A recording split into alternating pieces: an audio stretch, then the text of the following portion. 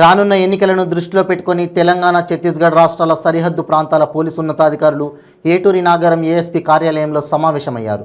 ఎన్నికలను దృష్టిలో పెట్టుకుని మావోయిస్టులు ఎలాంటి అవాంఛనీయ సంఘటనలకు పాల్పడకుండా కట్టుదిట్టమైన చర్యలు తీసుకోవాలని అంతర్రాష్ట్ర పోలీసు ఉన్నతాధికారులు సమావేశమయ్యారు. ములుగు జిల్లా ఏటూరు నాగరంలోని ఏఎస్పీ కార్యాలయంలో ఏఎస్పీ సంకీర్త్, భద్రాచలం ఏఎస్పీ పరితోష్ పంకజ్, భూపాలపట్నం ఎన్టీఓపీ భావే సమ్రాట్, బీజాపూర్ అడిషనల్ ఎస్పీ వైభవ్ బంకర్ల సమీక్షంలో సమావేశం జరిగింది. ఈ సమావేశంలో పలు అంశాలపై చర్చలు జరిపారు.